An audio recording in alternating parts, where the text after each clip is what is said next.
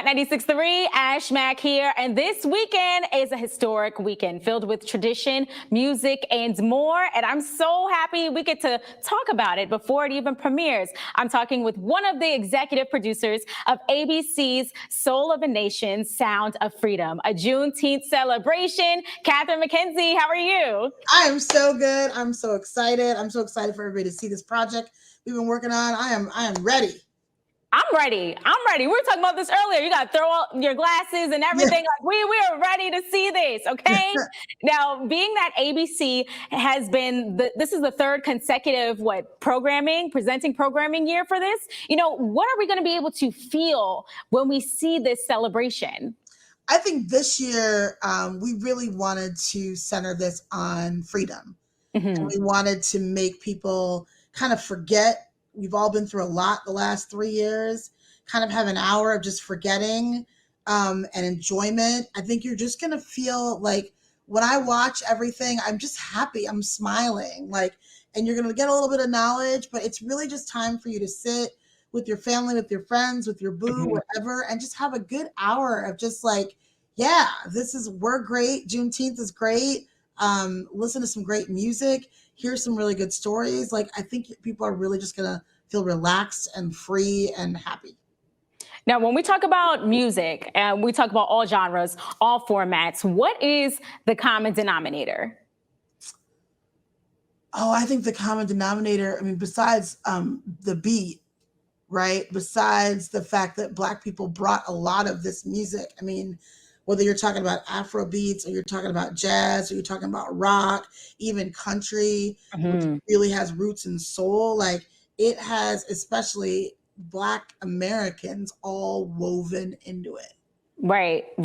I think that's something we know that's passed down. We hear about it. We've seen it, from our parents, our grandparents, favorite songs, favorite artists. But, what do you really want all viewers to really receive from that when we talk about, this started with us? I hope that viewers just take into account, especially with this particular special, what music has been able to do for African Americans and what African Americans have been able to do for music, right? So besides the great performances you're going to see, we talk about masters. We talk about, owning your masters. We go through in depth the story of what Prince went through. We talk to Sierra. I'm not even going to give it away, but when you hear about what an executive said the first time they heard Level Up and what she did with that information and how she took that and really leveled up. Right. You're gonna be like, my mouth was on the floor when I saw the exchange between her and Janae. I was like, what? I think you touched on what I wanted to go to next, when it really speaks to the Black, when it comes to the Black experience and it comes to us fueling the music through our pain, through the anguish, through the, of course, resistance, through, when it comes to resilience. And a lot of times we see that depicted in negative things, all the time, but we continue to make a success story out of it. When do we get to ever have the opportunity to stop having to go through pain and so much pain and be the ones that carry, as the term, putting it on our backs, and seeing everyone thrive from it? It's will we ever get to that point? I think we will. I think we do. And I think we are, right? I think that's part of what Prince showed us, right? Here's a man who was a genius, who knew he was being pulled down by his record company, wrote the name Slave on his face, got free, and went back and re-signed with that same record company to a deal that he actually felt was fair, right? I think when you hear the story of Sierra and how she got to own her own masters and now what she's doing and how she is, master of her own domain, and so is Rihanna, and so is Chance the Rapper. And so I think we are in that moment where we are actually celebrating, and that, it's what I love. I don't always love working at Disney, but I do love working at Disney because nobody loves their boss 100% of the time, right? But what I will say is that before Juneteenth was a holiday, we came out and did a Juneteenth special. Right. And then the next year, we were already doing a special, and it became a holiday right before our special aired. Now we're back a third year doing it again. And so if you chronologize those, we did a lot of stories, to your point, that really, I don't want to say focused on the pain, but examined the pain and showed some of the struggles and all that. But this year, I think coming out of a pandemic, we've got the first, Black vice president of the country, right? We've got lots of first, Supreme Court justices, all these things, right? It felt like time to just celebrate, and time to, even when I think you see the taped packages, they're rooted in joy and in how music really connects all of us, right? No matter what color, no matter what creed, how it connects all of us, and how, yes, a lot of that music is rooted in what Black Americans have brought to the country, but that it's time to celebrate that and enjoy that in all of its forms. Yeah, it's overdue. And I say overdue in the sense of not just us celebrating it, but everyone acknowledging it, everyone giving credit where credit is due, and celebrate with us. You know what I mean? Like, be a part of that celebration, know where it stems from, know where it comes from, and be an ally and celebrate this moment and moments to come every year with us. So, can you give us like a rundown of what to expect? What are we going to see? And you mentioned Prince and his story. And it's funny because like I love specials like this because now the younger generations are seeing this maybe for the first time. You know what I mean? So it's like, how are we telling these stories? You mentioned Sierra. Who else are we going to see? So you'll hear from Jimmy Jam on the Prince story. You'll hear from Prince's former lawyer, Lionel McMillan.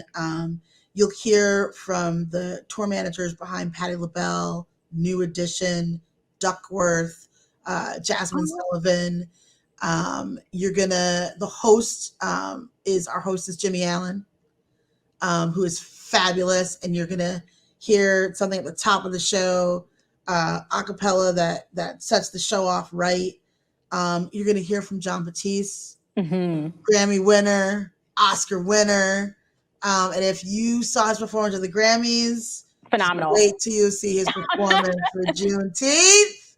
You will be up off your seat. It's so good. Marvin Sapp, because we could not do this special without having gospel. And it's funny. We went to Marvin Sapp and we wanted one song. He asked to do a different song. We went with his pick. And seeing the time that we're in right now, some of the events that have happened over the last 2 weeks, the song hits right on time. It's just, it's so good. It's just so good. We talked to Estelle. We talked to some of, our experts that we love, Michael Eric Dyson, John Murray, Mike Muse, who really take us through. Danielle Smith. And if you haven't read Danielle Smith's new book, please do. We talked to her, and she really brings a lot of the Prince home story and talks a lot about what it means to have someone like Sierra own her masters. So there's just so much goodness in this. And, I work on a lot of things, a lot of specials. I EP GMA3 every day. This is one of the most exciting things that I've been able to do in my career. And I'm so excited to just bring it to the people. So like having these conversations, being a part of these conversations, especially with the elders, and people that have been doing this for generations, what are some of the biggest takeaways you received from this? I mean, I think one, it was that, to be all in. I think two, that it follow your passion. I really believe in that. And I think you'll see that in the special that, do what you love and the money will follow. Right. Yeah. I think there's a lot about, how important it is to keep your eye on the prize and not be distracted.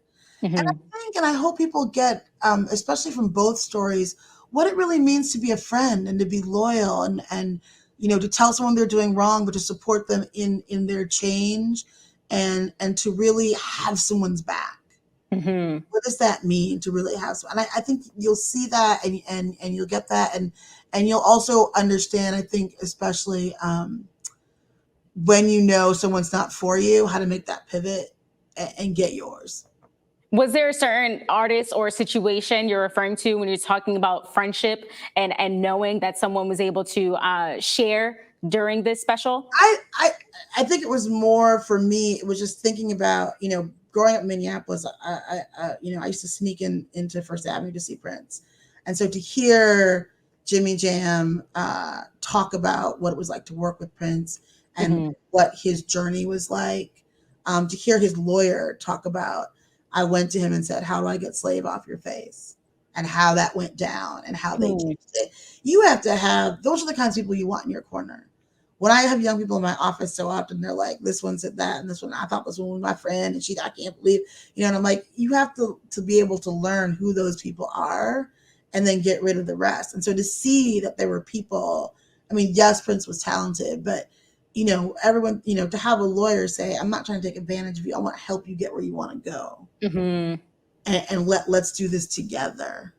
And here's the message and we want to do this in the public, because they could have been quiet about it. They weren't quiet. We're going to do this in the public. We play some old speeches that Prince made at BET Awards and some places, and you'll hear what he's saying about, being wedded to a company or owning yourself and being the one in charge. And all of that comes with support, right? With people who have your back, with people who know, when you hear Ciara's story and you hear how she got her master's, she says one thing and you're like, she knew that, some people maybe didn't have her back. Right. She took the power back. And so I hope people can get that, because I think sometimes with younger folks, they surround themselves with people who they think are their friends who really aren't.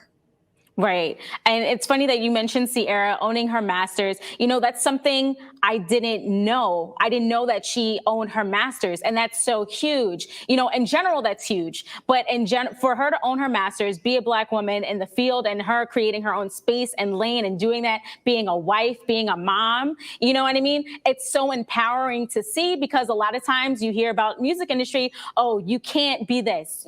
Being a woman, you can't be married. You can't have kids. You can't have more than one kid, and still be deemed successful, or of course being over sexualized, and hypersexualized in that space. So, when it comes to being a Black woman, we hear the term being resilient all the time, and I know you spoke to Ciara, and what was her story about that, or just navigating through that space? I think, and you only see a bit of the interview, but I watched the whole thing. I think what I loved about her story was about how, when she realized that she wasn't being treated and respected in the right way, she took control. And then after she took control, she talks about how she watched how Russ, her husband, was running his business, and she was like, I need to do that. I need to think hate to say more like a man, but I need to think more along those terms. And how they were able to do it together. I think I learned that from her, that it's like, don't count somebody out until, people have resilience. You can bounce back. Before you go, of course, tell everyone where they can tune in and watch it and celebrate with us for this year's Juneteenth. Yes, celebrate with us this Friday on ABC, 8 p.m., Friday, 8 p.m., Friday, 8 p.m., Friday, 8 p.m. If you happen to miss it on Friday, it'll be on Hulu on Saturday and forever, ever, ever. But please try to watch on Friday at 8. Watch before you go out on a date. Watch with your date. Watch with the family after dinner.